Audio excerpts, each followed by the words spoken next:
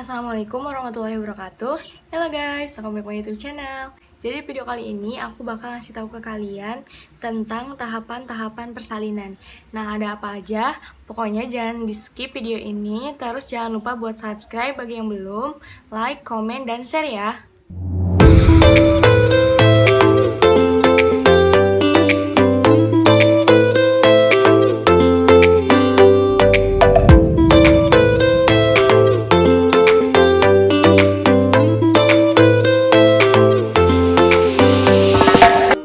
Lanjut aja.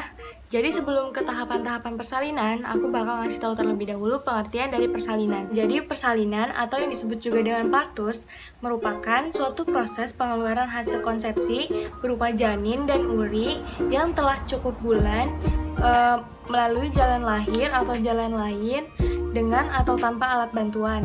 Kemudian ada beberapa macam atau jenis dari persalinan atau partus. Nah, yang pertama, jadi ada yang namanya partus immaturs. Jadi partus immaturs ini pengeluaran hasil konsepsi yang usia kehamilannya itu kurang dari 28 minggu dan lebih dari 20 minggu. Kemudian yang kedua ada partus prematus. Jadi partus prematus ini pengeluaran hasil konsepsi yang kurang bulan, yaitu usia kehamilannya sekitar 28 sampai 36 minggu. Kemudian yang ketiga ada yang namanya partus postmatur.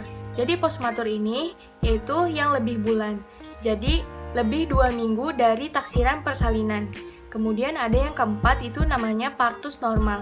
Nah, partus normal ini yang usia kehamilannya 37 minggu sampai 42 minggu. Nah, selanjutnya ada tahapan-tahapan persalinan.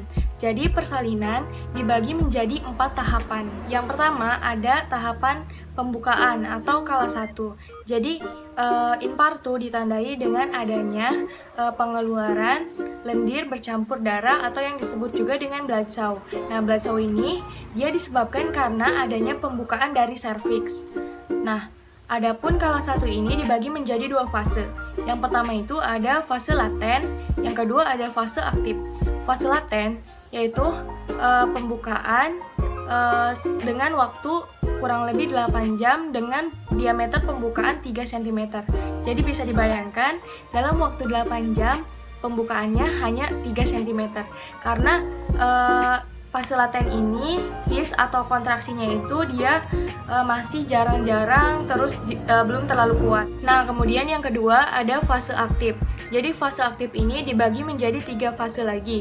Yang pertama itu ada fase akselerasi. Jadi fase ini yang tadinya pembukaan 3 cm menjadi 4 cm dalam waktu 2 jam. Jadi nambahnya cuma 1 cm. Kemudian yang kedua ada fase dilatasi maksimal.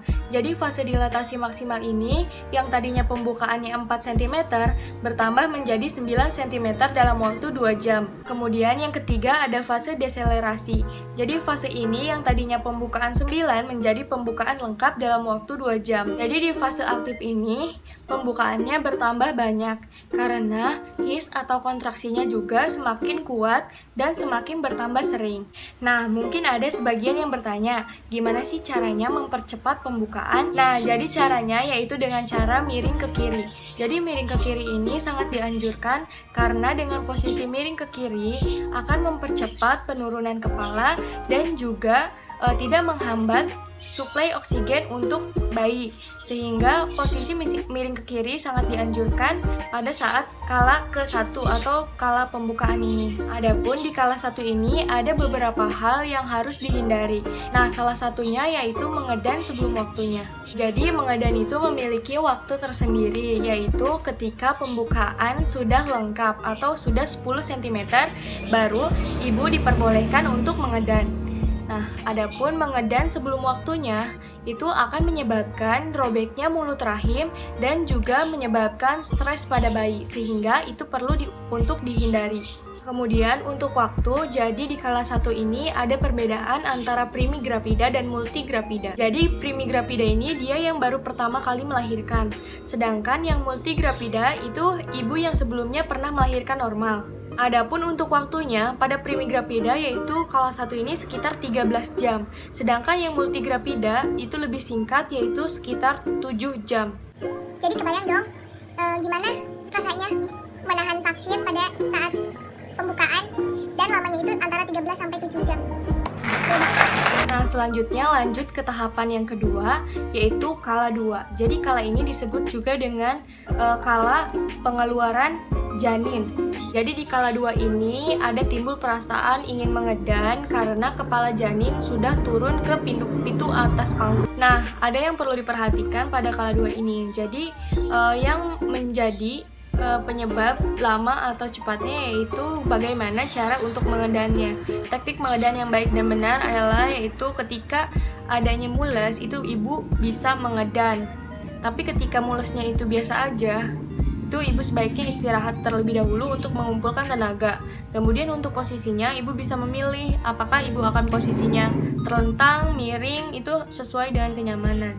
Kalau misalkan ibu memilih terlentang, itu untuk posisi kakinya nanti pada posisi episiotomi, kemudian juga ibu nanti memegang pergelangan kakinya, dan untuk matanya ibu tuh melihat ke perut, ke bagian perut, dan jangan merem.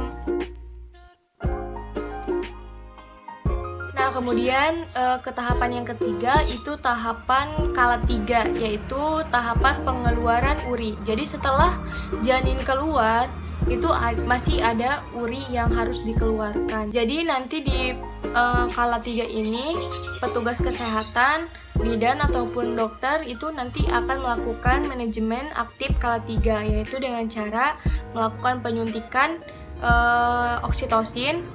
Fungsinya yaitu untuk memperbagus atau untuk kontraksinya, agar kontraksinya itu tetap bagus.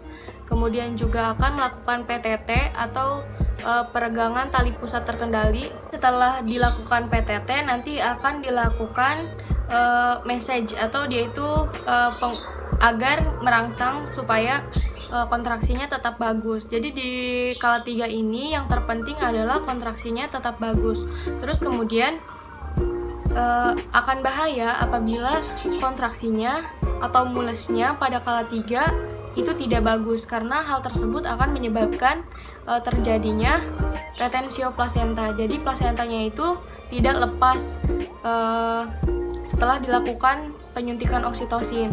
Nah, jika hal tersebut terjadi, maka perlu dilakukan manual plasenta. Jadi nanti tangan bidan akan masuk untuk mengambil plasentanya secara manual.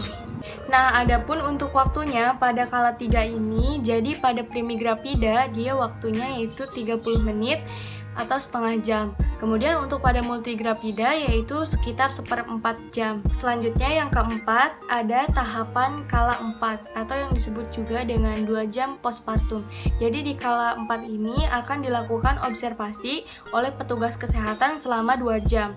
Nah, adapun yang diobservasinya itu seperti tekanan darah, nadi, suhu, respirasi, kemudian juga kontraksi uterus, dan tingkat kesadaran pasien. Jadi pada kala 4 ini, karena setelah melahirkan bayi dan uri bukan berarti menjadi diabaikan. Jadi justru pada kala 4 ini harus diperhatikan, karena banyak kasus pada kala 4 terjadi perdarahan sehingga beresiko menimbulkan kematian ibu. Gitu. Nah, jadi mungkin itu aja yang bisa saya sampaikan. Semoga video ini dapat bermanfaat untuk orang banyak. Cukup sekian. Wassalamualaikum warahmatullahi wabarakatuh.